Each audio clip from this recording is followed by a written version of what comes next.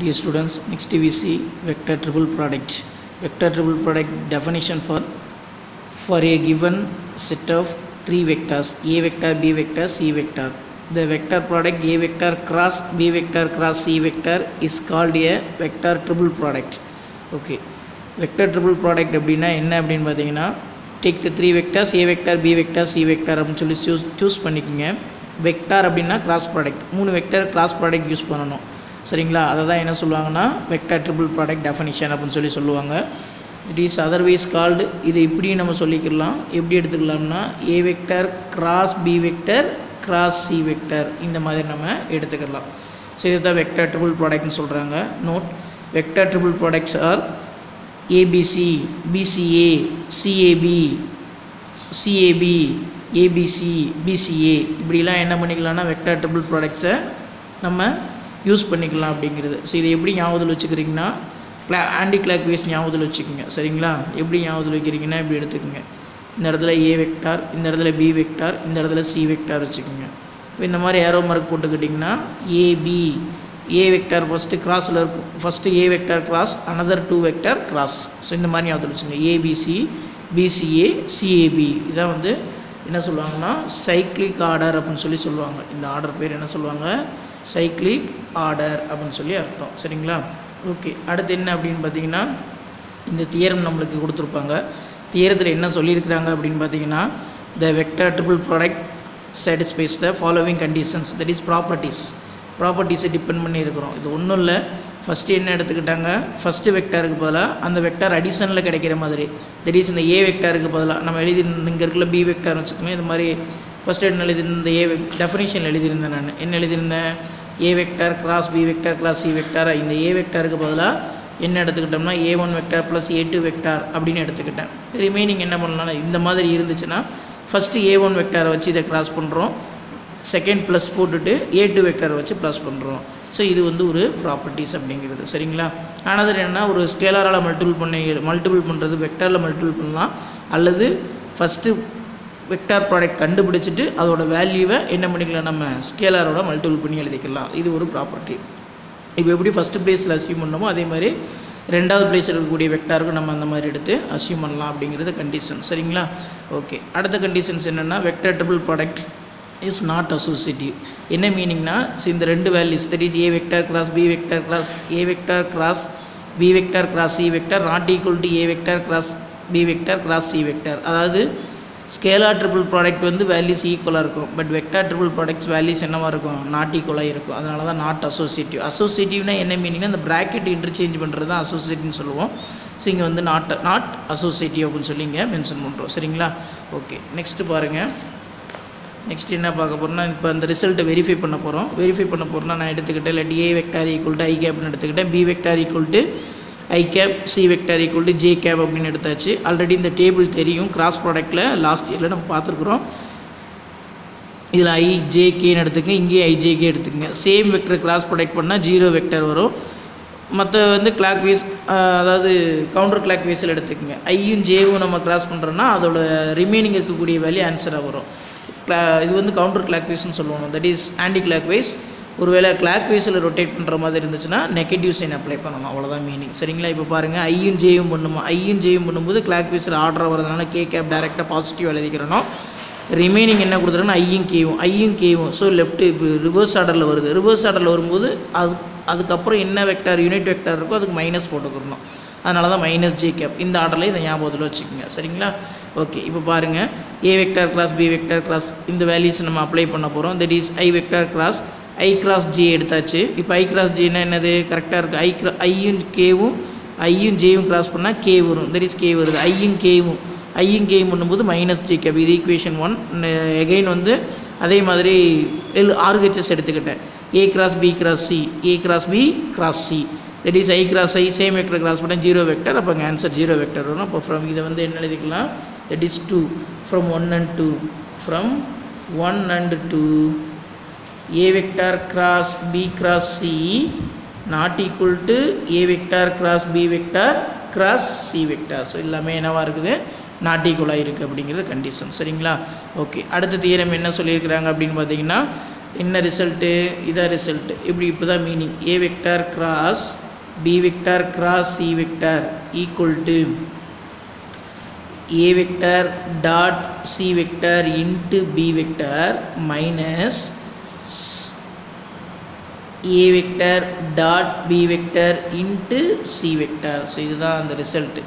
ஒரு ஸ்டேட்மெண்ட் கொடுத்துருக்குறாங்க. ஸோ இதில் என்ன எடுத்துக்கிட்ட சொல்லிட்டாங்கன்னா எக்ஸ் ஆக்சிஸில் ஒரு ஏ வெக்டார் எடுக்கணும். லைன் ஆஃப் ஆக்ஷன்னா ஏ வெக்டார் எடுத்துக்கங்க. எக்ஸ் ஆக்சில் யூனிட் வெக்டார் ஐ கேப். அதனால தான் இங்கே எடுக்கும்போது என்ன எடுத்துக்கணும்னா A vector equal to A1 I cap. இது தேவையில்ல, இதை மட்டும் தெரிஞ்சுக்கிட்டால் போதும். A vector equal to A1 I cap, B vector equal to B1 I cap plus B2 J cap, C vector equal to C1 I cap plus C2 J cap plus C3 K gap. இந்த மாதிரி எடுத்தாச்சு. First நம்ம check பண்ண போகிறோம் A vector cross B vector cross C vector. ரெண்டு vector cross product பண்ணோம்னா determinant எடுப்போம், IJK போட்டு எடுத்து எழுதியாச்சு. அதை அச்சீவ் பண்ணும்போது ஒரு ஆன்சர் வரும். சரிங்களா, இது ஈக்குவேஷன் 1 அப்படின்னு வச்சாச்சு. ரிமைனிங் என்ன அப்படின்னா ஆர்ஹெச்எஸ் எடுத்துக்கிற போகிறோம். ஆர்ஹெச்எஸ்னால் அவனே ரிமைனிங் என்ன அப்படின்னு பார்த்தீங்கன்னா ஆர்ஹெச்எஸ்ஸில் அவனே கொடுத்துருப்பான். நம்மளுக்கு என்ன கொடுத்துருப்பான், A dot C B minus B dot C equal to A is equal to A1 C1. அப்படியே எழுதி ஏவும் சியும் டாட் பண்ணுறேன், அதோட ஆன்சர். ரிமைனிங் பியோட ஆன்சர் மைனஸ் பியும் சியும் டாட் பண்ணுங்கள், அதோட ஆன்சர். ரிமைனிங் என்ன வந்துடும் உங்களுக்கு, அந்த ஏ வெக்டாரோட வெக்டாரை எடுத்துக்கோங்க. சரிங்களா, ரைட். இப்போ என்ன வந்துருச்சு நம்மளுக்கு, இதை சப்ஸ்டிட்யூட் பண்ணும்போது ஈக்குவேஷன் 2 ஃப்ரம் 1 and 2 ஈக்குவல் அப்படின்னு சொல்லி வந்துடும். சரிங்களா, இது எதோட value A cross B cross C equal to A dot C into B minus B dot C into A. இது சிமிலர்லி கேஸில் இதுவும் ப்ரூவ் பண்ணலாம். அசோசியேட்டிவ் படி என்னென்னா இதோட ஆர்ஹெச்எஸ் எடுத்துக்கிட்டேன். இதோட இன்னொரு என்னென்னா ஏ கிராஸ் ஃபஸ்ட்டு என்னென்னா ஏயும் பியும் கிராஸ் பண்ணிவிட்டு அதோட ஆன்சரை சியோட என்ன பண்ணுறோம் கிராஸ் பண்ண போகிறோம். இங்கே என்னென்னா ஏ அப்படியே வச்சுக்கிட்டு பியும் சியும் கிராஸ் பண்ணி அதோட ஆன்சருக்கு இங்கே எழுதுகிறோம். நம்ம இந்த ரெண்டு ரிசல்ட் நம்மளுக்கு தேவைப்படும். அதை ஈஸியாக ஞாபகத்தில் வச்சுக்கிறதுக்கு எப்படி வச்சுக்கோங்க அப்படின்னு பார்த்தீங்கன்னா, இங்கே வந்து ஈஸியாக அதாவது 1 2 3 ஆர்டரில் எழுதிக்கோங்க. எந்த வெக்டர் சிங்கிளாக இருக்கோ ப்ராக்கெட் இல்லாத வெக்டருக்கு எப்போவுமே 1 நேம் வச்சுக்கோங்க. இங்கே 1 இங்கே 2 இங்கே 3. சரிங்களா, இப்போ பாருங்கள் என்ன பண்ணுறோம், 1ஐயும் ஏதாவது இப்படி எழுதிக்கிங்க. இது பென்சிலில் எழுதிக்கிங்க, நான் இங்கே பேனால் எழுதி கட்டுறேன். 1 2 3. ஸோ 1ஐயும் 3ஐயும் டாட் பண்ணணும். இங்கே எழுதியிருப்போம் 1ஐயும் 3ஐயும் என்ன பண்ணுங்கள், யூஸிங் டாட் 2 வெளியே தூக்கி போட்டுருங்க. மைனஸ் அடுத்து என்ன பண்ணுறோம், நம்ம 1ஐயும் 2ஐயும் டாட் பண்ணுங்கள். என்ன பண்ணுறோம், நம்ம 3 வெளியே தூக்கி போட்டுறோம் நம்ம. ஸோ இதுதான் மீனிங். சொல்கிறது புரியுதுங்களா, அதாவது 1ஐயும் 3ஐயும் டாட் பண்ணுங்கள், 2 வெளியே தூக்கி போட்டுங்க. ரிமைனிங் 1ஐயும் 2ஐயும் டாட் பண்ணுங்கள், எது இல்லையோ அதை வெளியே தூக்கி போட்டுருங்க. இவ்வளோ தான் ஃபார்முலா, மனப்படம்ன்றது ஈஸி. சரிங்களா, ஓகே. அதே மாதிரி என்ன அப்படின்னு பார்த்தீங்கன்னா, இந்த ரிசல்ட்டை வந்து இதிலிருந்து எப்படி அந்த ப்ராக்கெட் அசோசியேட் பண்ணி ரிசல்ட்டு கொண்டு வரலான்னா, நம்ம இங்கே எழுதிக்கிட்டோம். நம்ம என்ன எழுதிக்கிட்டோம், A cross B cross C equal to A cross B cross C equal to இதை நம்ம கிராஸ் ப்ராடக்ட் இன்டர்சேஞ்ச் பண்ணால் ஆல்ரெடி மைனஸ் வரும்னு சொல்லி நம்மளுக்கு தெரியும். அதாவது A vector cross B vector equal to minus of B cross A அப்படின்னு சொல்லி எழுதிக்கலாம் ஈக்குவல் டு கண்டிஷனில். அதை மாதிரி எழுதும்போது என்னென்னா மைனஸ் வெளியில் வந்துடும். அது மைனஸ் அப்படியே இருக்கட்டும். இங்கே 1 2 3 ஆர்டரில் 1ஐயும் 3ஐயும் டாட் பண்ணுங்கள், 2 வெளியே தூக்கி போடுங்க. மைனஸ் போடுங்க, 1ஐயும் 2ஐயும் டாட் பண்ணுங்கள், 3 வெளியே தூக்கி போடுங்க. சரிங்களா, எடுத்தாச்சு. இப்போ இதை மைனஸ் உள்ள மல்டிபிள் பண்ணோம்னா உங்களுக்கு நார்மல் ஃபார்மேஷன் வந்துடும்.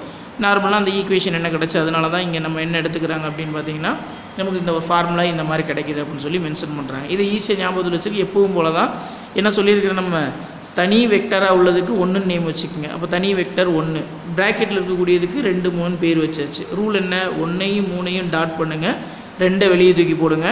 மைனஸ் 1ஐயும் 2ஐயும் டாட் பண்ணுங்கள், 3 வெளியே தூக்கி போடுங்க. அதுதான் ஆர்டர். சரிங்களா, ஸோ இதே ஆர்டரை வந்து புக்கில் இப்படி நீங்கள் ஞாபகத்தில் வச்சுக்கலாம் அப்படின்னு சொல்லி அவன் கொடுத்துருப்பான்.